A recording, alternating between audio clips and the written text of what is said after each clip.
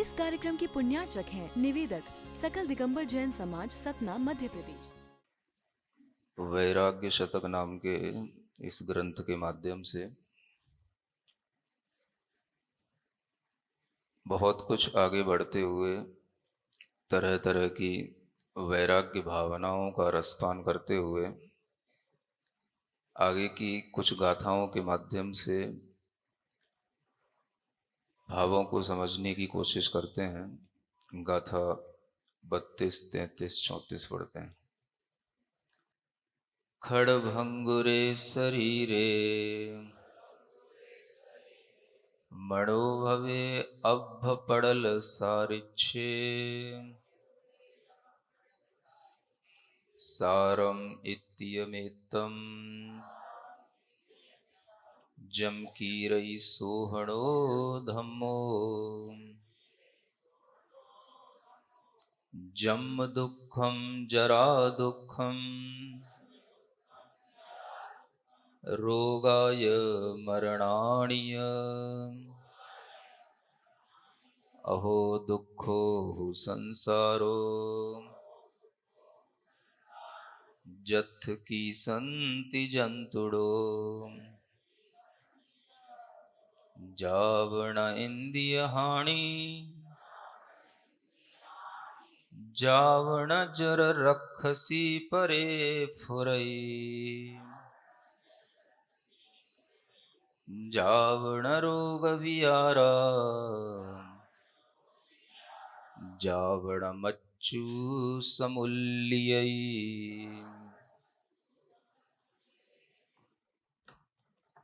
यह प्राचीन आचार्यों की कुछ गाथाएं हैं जिनके माध्यम से हम जीवन के शाश्वत सत्य को समझ सकते हैं। क्षणभंगुरे शरीरे, यह शरीर क्षण भंगुर है। मणो भवे अब पड़ल सारिच्छे, और इस मनुष्य भव में हमने जो ये शरीर प्राप्त किया है यह अभ्र के पटल के सरीखा है। अभ्र कहते हैं मेघों को, बादलों को। बादलों के जिस तरह से लेयर्स, उनके जो पटल, उनके जो आकृतियां हमारे सामने किसी भी तरह से बन करके आ जाती हैं, उन्हीं अभ्र के पटल के सदृश ही यह मनुष्य भव और यह मनुष्य भव का शरीर क्षणभंगुर है। आपने देखा होगा कि बादल हमें कभी कभी बहुत दिखाई देते हैं, और जब हम देखते हैं तो देखते देखते ही वो हमारे सामने से विलीन भी हो जाते हैं। इसी तरह की उपमा इस मनुष्य भव को प्राप्त करने के बाद में जो आचार्य इस मनुष्य भव का सार हमें बताना चाहते हैं, वो अपने शरीर को इसी रूप में देखते हैं। यह शरीर जो हमें प्राप्त हुआ है, इसका भरोसा ज्यादा करना नहीं चाहिए, और इसके प्रति हमेशा ये विचार रखना चाहिए कि ये जैसे मेघों के पटल जब बहुत सारे इकट्ठे हो जाते हैं तो वो बड़ी अच्छी सी आकृति बन जाती है, वो इकट्ठे होकर के हमें दिखाई देने लगते हैं, लेकिन वो देखा जाए तो क्या है, एक धुआं सरीखा होता है। वो सिर्फ एक बाष्प होती है, और वह इकट्ठी हो करके हमें बादलों के रूप में, मोटे मोटे बादलों के रूप में भी दिखाई देती है, और कभी कभी काले काले बादलों के रूप में भी दिखाई देती है, कभी कभी सफेद सफेद बादलों के रूप में भी दिखाई देती है। तो ऐसे जब ये बादल दिखाई देने लग जाते हैं तो ये बादल देखते देखते देखते देखते ही इधर उधर तितर बितर हो जाते हैं। किसके कारण से? हवा के कारण से ही ये बादल बने थे, और हवा से ही ये बादल तितर बितर हो जाते हैं। ऐसे ही यह शरीर बनता है आयु कर्म के कारण से, और आयु कर्म के नष्ट होने से ही यह शरीर भी नष्ट हो जाता है। इस बात को हमेशा ध्यान में रखते हुए जो चलता है, उसी के अंदर थोड़ा सा धर्म करने का भाव आता है। उसी के लिए यह विचार आता है कि इस क्षणभंगुर शरीर का कुछ भी स्थायित्व का भाव नहीं है, इससे जो कुछ अच्छा कर लिया जाए, जितनी जल्दी कर लिया जाए, उसी में अपनी समझदारी है। ये विचार आने का नाम ही सारभूत तत्व को ग्रहण कर लेना है। और आचार्य कहते हैं अगर इस शरीर में कुछ सार है तो क्या है? सारम इत्यमेतम, सार तो इतना मात्र ही है। कितना? जम कीरई सोहड़ो धम्मो, जो तुमने अच्छा धर्म कर लिया, बस यही इस मनुष्य शरीर का और मनुष्य जन्म का सार है। जो धर्म कर लिया बस वही सार है। बाकी तुम जो कर रहे हो वो तुम्हें सारभूत लग तो रहा है, लेकिन उसमें कुछ सार है नहीं है। और ये बात अगर समझ में आती है तो हमको सारभूत तत्व को, पदार्थ को ग्रहण करने के लिए अपना मन बना पाते हैं। ये प्राकृत भाषा में ये संदेश हमें दिए जा रहे हैं, ये सारभूत बातें हमें बताई जा रही हैं। इस शरीर में सार इतना ही है, इत्यमेतम। जो हम बोलते हैं इत्तो सो है, बोलते हैं ना, इतना सा है। ये इत्तो शब्द भी जो है प्राकृत भाषा का ही शब्द है। प्राकृत से ही यह इत्तीय बनता है। इत्तीय, इतना ही। इत्तो, कित्तो सो, इत्तो सो। बुंदेलखंड में बोलत ना, तो इत्तो सो ले लो महाराज, इत्तो सो ले लो, है? तो वो इतना ही ले लो, माने इतना ही है वो। ये इतना जो शब्द है ये प्राकृत के इत्तीय शब्द से इत्तो बन गया बुंदेलखंड का। तो ये इतना सा ही सार बताया जा रहा है यहां। अगर आचार्यों की भाषा में बोलें, अगर कोई बुंदेलखंड में आचार्य हो और बुंदेलखंड की भाषा में बोलें तो वे कहें जा शरीर को सार इत्तो ही है, थोड़ो सो धर्म कर लो, इत्तो ही है, इसके अलावा कुछ नहीं है। बाकी ये शरीर क्या है? तो बस मेघ पटलों के सदृश देखते देखते विलीन होने वाला है, क्षण भंगुर है, और देखते देखते आपके सामने से सब कुछ चले जाने वाला है। आप भी देख रहे हो, हम भी देख रहे हैं। और देखते देखते जब इस नगरी में प्रवेश हुआ था तब लग रहा था चातुर्मास होगा। चातुर्मास कितना बड़ा है, चातुर्मास के अभी बहुत महीने बाकी हैं। और देखते देखते कितने महीने चले गए? 2.5 महीने हो गए। और देखते देखते जब तक ये 10 लक्षण पूरा होगा तो 3 महीने भी पूरे हो जाएंगे। देखते देखते ही आपके सामने से सब कुछ निकल जाएगा, चला जाएगा। आपके अपने कोई भी राग द्वेष होंगे तो आपके पास रहेंगे, और अगर आप उन राग द्वेषों को धर्म के पानी से धोने की कोशिश करेंगे तो आपकी आत्मा में उजलापन आ जाएगा। हम जहां रह रहे हैं आप वहीं रहोगे, लेकिन हम जहां रह रहे हैं हम वहां नहीं रहेंगे। आपके मन के किसी भी तरह के जो भाव होंगे उन भावों के अनुसार ही आपका धर्म होगा, और वह धर्म करने के लिए हमें एक अच्छा जीवन मिला है। इसमें किसी भी तरह की कोई भी हम न्यूनच नहीं कर सकते हैं कि हमारे जीवन में किसी तरह की कमी है। आप यहां बैठ पाते हो तो इससे भी इस बात की पहचान होती है कि आप स्वस्थ हैं तभी बैठ पा रहे हैं। नहीं तो अभी कहीं कमर में दर्द होता, लंबर प्रॉब्लम होती, किसी भी तरीके की गैस्ट्रिक हो रही होती, किसी भी तरह का माइग्रेन जैसा पेन हो रहा होता, तो आप यहां बैठ नहीं सकते। आप यहां बैठे हैं, स्वस्थ हैं, सुन रहे हैं, बात समझ में आती है, थोड़ा रिएक्ट करते हैं, इट मीन्स आप इंटेलिजेंट भी हैं। और अगर आपके अंदर इस तरीके से सब कुछ अच्छा मिला है, आपका जीवन अच्छा है, आपके पास में धन है, बुद्धि है, तो आचार्य कहते हैं इन सब में भी सारभूत अगर कुछ है तो क्या है? जो हमने सोहणो धम्मो, कौन सा धर्म? सोहन। सोहन माने शोभन भा का हा हो जाता है प्राकृत में। जो आप लोग नाम सुनते हो ना, सोहन लाल, तो इस सोहन लाल ये एक तरह से ये प्राकृत का नाम है, सोहन लाल। और अगर आप अपने बच्चे का नाम और अच्छे से रखना चाहो प्राकृत में, तो सोहन रख सकते हो। ये बहुत अच्छा नाम है, सोहन। सोहन माने शोभन, शोभा देने वाला, शोभित होने वाला। जो सुशोभित होने के स्वभाव वाला होता है उसको शोभन कहते हैं। तो शोभन तो नाम रखते नहीं हो आप, तो प्राकृत में सोहन ये बहुत अच्छा शब्द बन जाता है। धर्म भी इसी तरह का सुशोभित होने वाला पदार्थ है, और जो धर्म करता है वो भी सुशोभित होने लग जाता है। धर्म हमें शोभा देता है और हमसे भी धर्म की शोभा बन जाती है। दोनों बातें होती कि नहीं होती? जो धर्म धारण करेगा, जो धर्म करेगा, वो अच्छा व्यक्ति कहलाएगा कि बुरा कहलाएगा? अभी पंचम काल का इतना बुरा समय नहीं आया है कि धर्म करने वाले लोगों को व्यक्ति बुरा कहे। बुरा कहने लगने शुरू कर दिया है लोगों ने।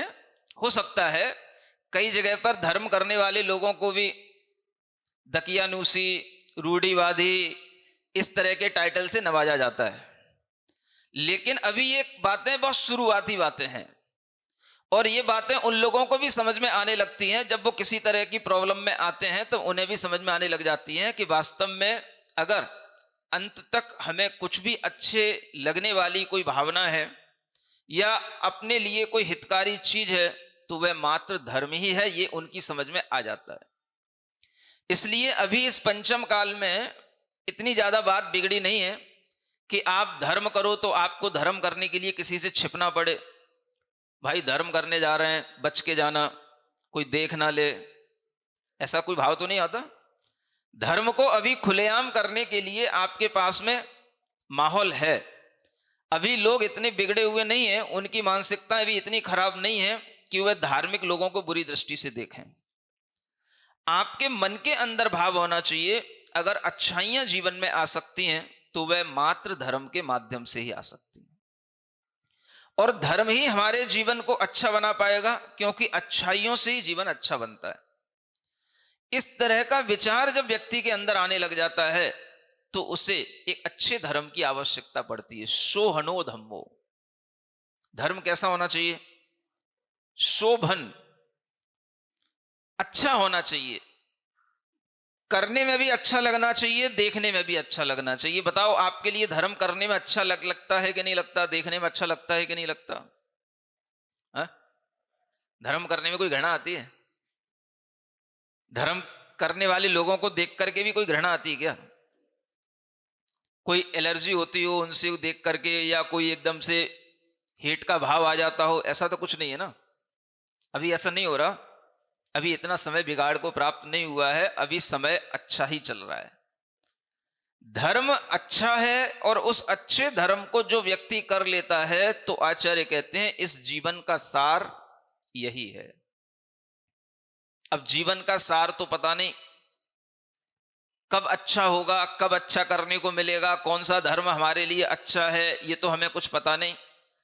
और अपने दीर्घ जीवन में हमने कभी कुछ अच्छा किया है कि नहीं किया, ये भी हमें पता नहीं। लेकिन अगर हम जागृत हैं तो हमारे सामने जो आ रहा है, अगर हम उसमें अपने आप को इन्वॉल्व कर लेंगे तो यही हमारे जीवन की सबसे बड़ी अच्छाई होगी। क्या आ रहा है जीवन में? सामने सामने आ रहा है।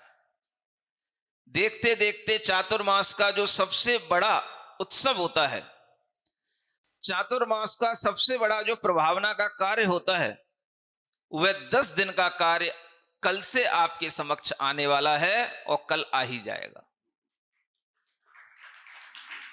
आप जब यहां पर चातुर्मास की स्थापना कर रहे होंगे तब आपको लग रहा होगा 10 लक्षण पर्व आएंगे, 10 धर्म होंगे, तब से लोग सोच लेते हैं। और तब से लोगों को लग रहा होगा अभी तो बहुत टाइम है, 1 महीना सावन का और ज्यादा प्लस मिला है हमें। वो 1 महीना भी निकल गया, 2 महीने भी निकल गए, और सावन के दोनों महीने निकलने के बाद में भादों का भी पूरा एक पक्ष निकल गया। उसके साथ में 3 दिन और निकल गए, समझ आ रहा है? 15 और 3 18 दिन निकल गए, बचे कितने? 12। 12 में 10 दिन ये निकल जाएंगे और लास्ट के रत्नत्रय कर लोगे तो पूरे 12 दिन निकल जाएंगे। ये सब आपके सामने आ रहा है, जा रहा है, निकल रहा है। आपका जीवन अपना है और अपने जीवन को संवारना भी अपना ही काम होना चाहिए। बताओ, आपने जीवन कहां से लिया है? आपका जीवन अपना है कि कहीं और से आया हुआ है? इसलिए मैं कभी कभी कहा करता हूं, एक बेटा नाम की एक किताब है, कभी देखी है आपने? छोटी सी किताब है, अभी अभी यहां पर और अच्छे ढंग से पब्लिश हुई है। हर बच्चे को और हर अच्छे बिजनेसमैन को, अच्छे घर में काम करने वाले जो भी लोग हैं, उन सबको एक बार इस बेटा पुस्तक को जरूर पढ़ना चाहिए। वो सारभूत कोटेशंस, वो सारभूत बातें जो आपके लिए एक मोटिवेशन देंगे और जिसको केवल आप पढ़ के ही अपने मन में एक भाव ला सकें कि हमें कैसे अच्छा सोचना है, हमें कैसे अच्छा करना है, हमारे भाव अगर गिर रहे हैं, उस काम में नहीं लग रहे हैं तो कैसे लगें। एक छोटी से कोटेशनों के माध्यम से आपको ये ज्ञान दिया गया है। हिंदी में भी है और इंग्लिश में भी है। सुन रहे हो? बेटा कहने का मतलब केवल लड़कों के लिए नहीं है, हम प्यार से लड़कियों को भी बेटा ही कहते हैं।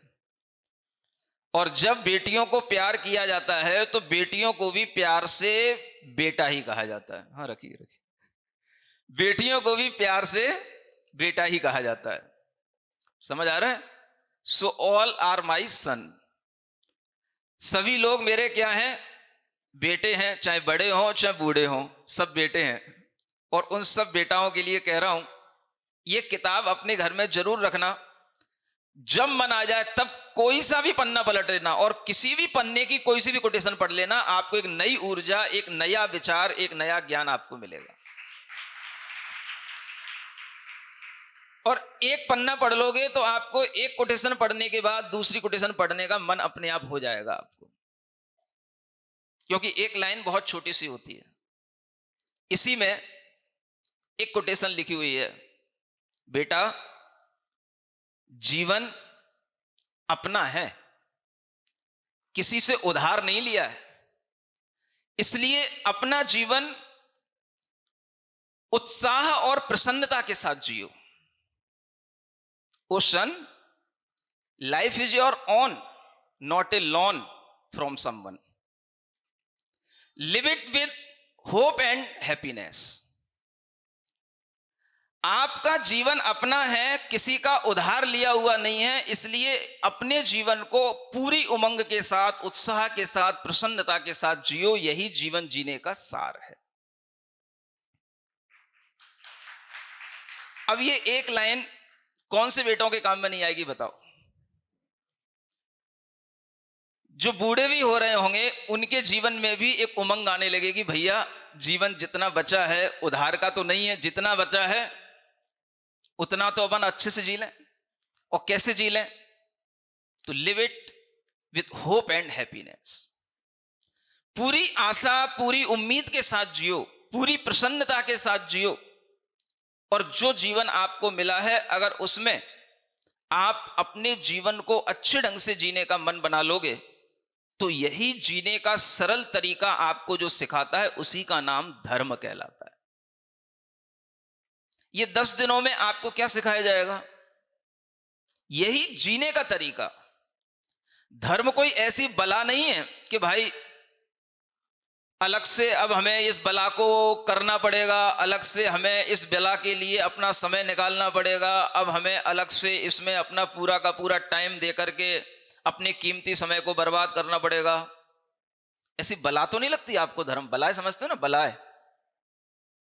कभी कभी घर में कोई लोग आ जाते हैं और कभी कभी घर में कुछ ऐसे अपने ही फैमिली मेंबर होते हैं और वो कहीं अगर इधर उधर चले जाते हैं तो लोग कहते हैं शायद बलाए, क्या बोलते हैं, बलाए टली। तो बलाए समझते हो ना? कुछ भी जो अलग से आकर के अपने ऊपर लग जाए और जो अपने को पसंद ना आए और फिर जब वो अपने सामने से चला जाए तो भैया बलाए टली। ऐसे कहीं आपको 10 धर्म 10 दिन ये कहीं बलाए तो नहीं लग रहे हैं? अब इन 10 दिनों में हमें अपना पूरा टाइम देना पड़ेगा, हमें अपनी पूरे लाइफ का जो अपना शेड्यूल चल रहा था उसे सब चेंज करना पड़ेगा। अगर ऐसा कहीं आपके लिए आ रहा है और ऐसा आने के बावजूद भी आपके मन में अच्छा लग रहा है तो ये बलाए नहीं कहलाएगी। और अगर आपको इसे किसी प्रेशर में करना पड़ रहा है तो फिर ये बलाए हो जाएगी। फिर आप सोचोगे भाई बलाए आई है तो बलाए टल भी जाएगी, तो फिर आप सोचोगे 10 दिन तक तो अपन महाराज को अपना मुंह ही नहीं दिखाएंगे, 10 दिन तक तो अपन किसी सभा में जाएंगे ही नहीं और इंतजार करेंगे 10 दिन एक एक करके निकल जाएं, बलाए टल जाए। तो बलाए टल भी जाएगी। समझ आ रहा है? धर्म क्या है? बला है। धर्म को अगर हम इस तरह से बलाए समझ करके टालेंगे तो कभी भी आपके अंदर ना तो अच्छे जीवन जीने का कोई तरीका आ सकता है और ना कभी आप भीतर से कभी अच्छे बन सकते हैं। ये धर्म ही है जो आदमी के लिए काम में आने वाली चीज है, और जिस तरफ हमारा दिमाग नहीं जाता है उस तरफ दिमाग को ले जाने का काम ये सूत्र करते हैं, ये गाथाएं करती हैं। हम कभी सोच सकते हैं कि हमारा मनुष्य जीवन क्षणभंगुर है, लेकिन जीवन में किसी भी क्षण कुछ भी होता है और अचानक से आपके पास में जब खबरें आती हैं कि भाई वो व्यक्ति वहां पर गिर पड़ा, किसी का एक्सीडेंट हो गया, किसी की अचानक से कोई डेथ हो गई, ये जब आपके पास में खबरें आती हैं तब आपको कभी लगता है कि ऐसा क्यों हो गया? उसको भी अपना जीवन जीना था, वो भी अपनी उम्र के साथ जी रहा था, लेकिन अचानक से कुछ भी हो गया। कभी कभी तो व्यक्ति के लिए ऐसा भी हो जाता है, अटैक आया, डॉक्टर के पास तक नहीं पहुंच पाता है, बीच में ही चला जाता है। तब लगता है जीवन, मनुष्य का शरीर क्या है? क्षणभंगुर है। इसलिए जो यहां लिखा है वो आपको डराने के लिए नहीं है, आपको चेताने के लिए है। चेतना में अगर हमारे अंदर जागृति आती है तो वह इसी तरह के उपदेशों के माध्यम से आती है। और जब ये उपदेश हमारे दिमाग में कभी आ जाते हैं, कोई ऐसी घटनाएं घट जाती हैं और उस समय पर हम ये विचार कर लेते हैं, देखो शास्त्रों में सही लिखा था, 25 साल का था, 40 साल का था, अभी किसी का विवाह हुआ था या नहीं भी हुआ था, तो भी व्यक्ति को जाना तो पड़ता ही है। कभी कभी तो पेट में बच्चा ही रह जाता है पत्नी के और पति चला जाता है। किसके सहारे जिएगा वो? किसके सहारे जिएगी? अब ये बातें आपके सोचने की रह गई हैं। जिसको जाना था वो तो चला गया। तब आपके जीवन में कहीं ये विचार आना चाहिए कि जीवन क्षणभंगुर है, ये रियलिटी है। और इस तरह का जब विचार आएगा तब आप कहोगे अब इस क्षणभंगुर जीवन में हम क्या करें, क्या कर लें? तो यहां पर वो भी बताया जा रहा है, क्या कर लें? जो अच्छा धर्म है उसे कर लो। एक शब्द लगा दिया, शोभन, अच्छा। जो अच्छा धर्म है वो कर लो, और वह अच्छा धर्म अगर आपके लिए करने में आ जाएगा तो आपके जीवन में इतना ही सार होगा जितना आपने जीवन में धर्म कर लिया। माने अगर देखा जाए तो आपके जीवन में वही सारभूत समय कहलाएगा जिस समय पर आप धर्म करते हो या कर रहे हो। अगर आपने पूरे चातुर्मास का आनंद लिया होगा तो कहने में आ जाएगा कम से कम 4 महीने तो हमारे सारभूत जिंदगी के निकले हैं। ये सब अपनी उपयोगिता को बनाए रखने के बाद ही महसूस होता है व्यक्ति को, और इस उपयोगिता के माध्यम से ही जब हम इन उपदेशों को पढ़ते हैं तब हमें समझ में आता है कि आचार्य, ऋषि, मुनि कभी भी गलत नहीं कहते, संसार की वास्तविक स्थिति का ही चित्रण कर रहे हैं। कोई आपको बहुत सैद्धांतिक ज्ञान नहीं दिया जा रहा। ये वो चीजें हैं जो दिन भर आप देखते हो, आपके जीवन में आस पड़ोस में ये सब चीजें घटित होती हैं और कभी कभी आपके मन में आ भी जाती हैं ये बातें, और वही बातें यहां पर लिखी हुई मिल जाती हैं। तो एक भरोसा, एक विश्वास और बढ़ जाता है कि हाँ, हम सही सोच रहे थे। ऐसा होता है ना। इसी तरह की ये सब बातें हैं। जन्म दुखम जरा दुखम रोगाय मरणाणीय अहो दुखो संसारो। क्या कहते हैं? इस संसार को दुख कह दिया। इस संसार दुख क्यों है? अब कई पढ़े लिखे बच्चे कहते हैं ये धार्मिक लोग, ये धर्मात्मा लोग हमेशा संसार में दुख ही दुख देखते रहते हैं। इनकी इतनी नेगेटिव थिंकिंग रहती है कि इन्हें संसार में दुख के अलावा कुछ सुख ही नहीं दिखाई देता है। अरे भाई, जैसा देखोगे वैसा ही तो होगा।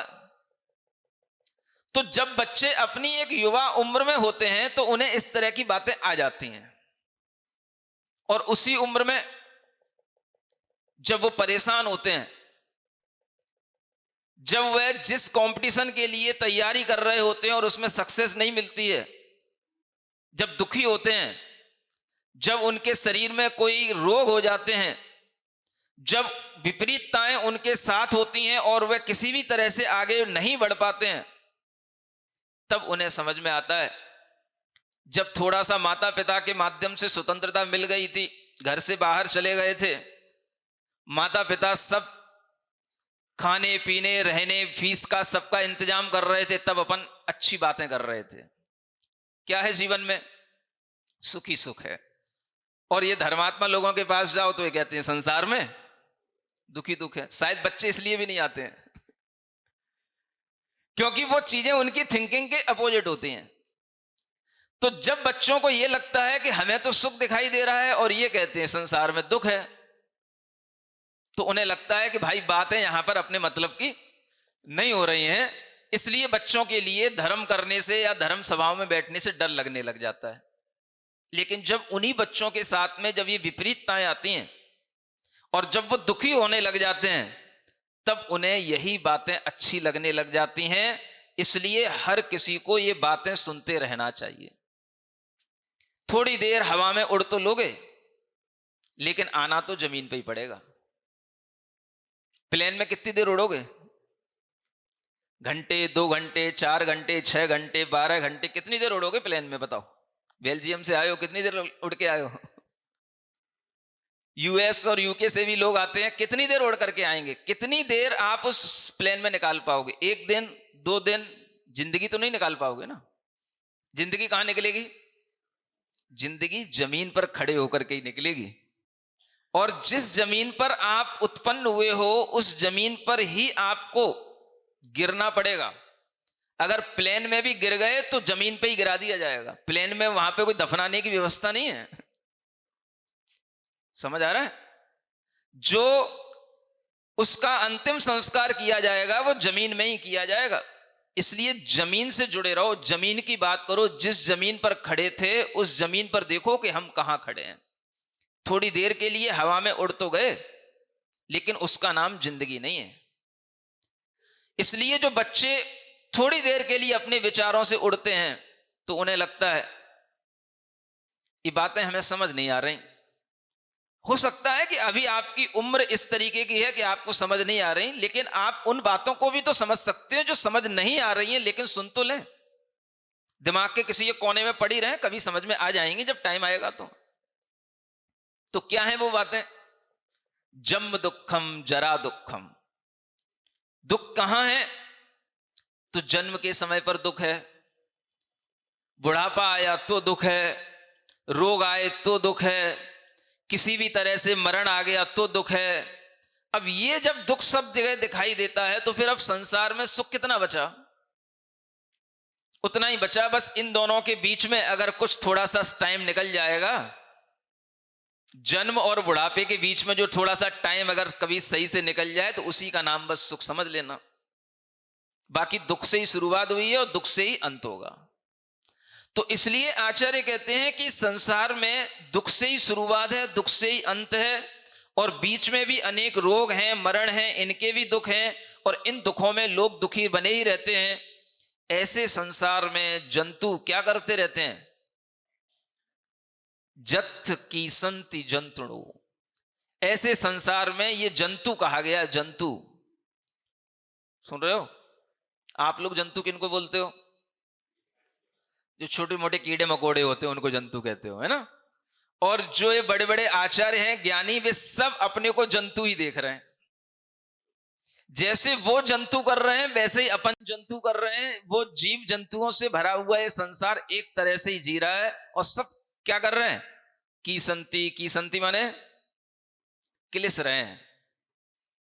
क्लेश होने का मतलब क्लेश कर रहे हैं, भीतर ही भीतर क्लिसते रहते हैं, क्लिसते रहते हैं। क्लिसना समझते हो ना?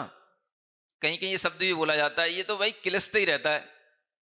क्लिसने का मतलब जब देखो तब घर में क्लेश ही करता रहता है, या कुछ ना कुछ मन में दूसरों के लिए बुरा सोचता ही रहता है, या भीतर ही भीतर मन ही मन रोता ही रहता है, या मन ही मन गुस्सा ही करता रहता है, क्लिसता ही रहता है।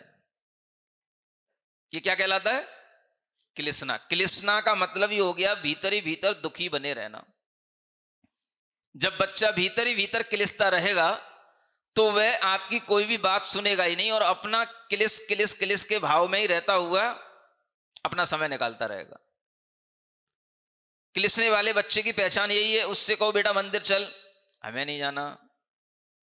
जब देखो तब मंदिर चल।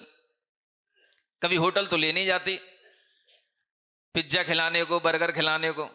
मंदिर चल, क्या मिलेगा मंदिर में? तो वो क्या कर रहा है बच्चा?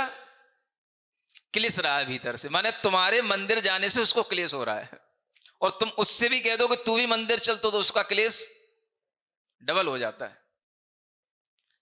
ऐसे क्लेश शुरू से ही शुरू हो जाते हैं, और इन्हीं क्लेशों से जब बच्चा क्लेशता रहता है तो बड़े होकर के भी वो क्लेशता ही रहता है। और इस क्लेश का नाम ही संक्लेश कहा जाता है। अच्छे शब्दों में इसको क्या बोलते हैं? संक्लेश। सैद्धांतिक शब्दों में मिलेगा भाई हर जीव यहां पर संक्लेश में जी रहा है। ये क्लेशने का नाम ही संक्लेश है। कोई भी तरीके का क्लेश हो वो संक्लेश बन जाता है। यानी जिसमें हमारी कसाएं हमको पीड़ा देने लग जाती हैं, हमें भीतर से दुख मिलने लग जाता है, वह सब हमारे लिए क्लेश बन जाता है, और हम मन ही मन क्लेशते रहते हैं। संसार के सब जीवों को देखो, सब क्लेश रहे हैं। हमें लगता है छोटे छोटे जंतुओं में क्लेश है, वो दुखी हैं, और जब बड़े बड़े जो ज्ञानी आचार्य होते हैं उन्हें लगता है संसार का हर जीव जंतु क्लेश में है। अब जब संसार में क्लेश ही है तो फिर संसार में सुख कहां है? अब उन पढ़ने वाले बच्चों से पूछो कि तुम्हारे लिए ये जो मौज मस्ती का टाइम है कितना रहता है? आए थे किसी दूसरे शहर में कोचिंग करने के लिए, माता पिता ने भेजा था तुमको पढ़ने के लिए, और तुम यहां पर आकर के अब मस्ती करने लग गए, और तुम्हें लग रहा है कि संसार में सुख ही सुख है। और जब तुम्हारे रिजल्ट अच्छे नहीं आएंगे, या जब तुम्हारे लिए स्थितियां अनुकूल नहीं रहेंगी, तब तुम्हें लगेगा कि हमने ये जो टाइम खराब किया है, ये हमारा टाइम अब हमारे लिए क्लेश का बन गया। और अब जब रिजल्ट अच्छे नहीं आएंगे तब तुम्हें जो क्लेश होगा, तब तुम्हें समझ में आएगा कि संसार में दुख है कि सुख है। और अगर तुमने अच्छे ढंग से पढ़ाई की है, मेहनत की है, तो वो भी आपके लिए एक तरीके का क्या होगा? क्लेश ही होगा। और अगर आपको क्लेश अच्छा नहीं लग रहा है, दुख अच्छा नहीं लग रहा है, तो सुख थोड़ी देर का तो होगा, लंबे समय का नहीं होगा।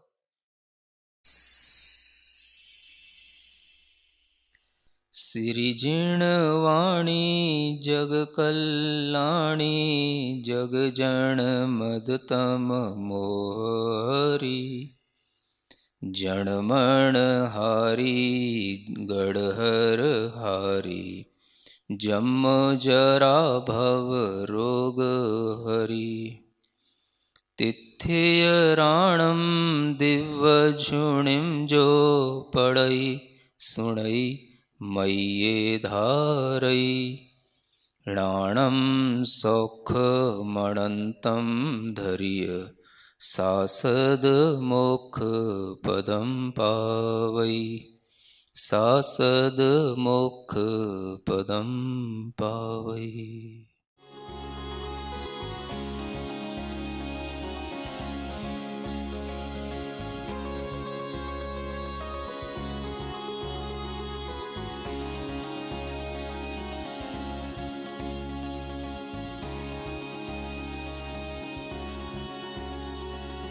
इस कार्यक्रम के पुण्यार्चक थे निवेदक सकल दिगंबर जैन समाज, सतना, मध्य प्रदेश।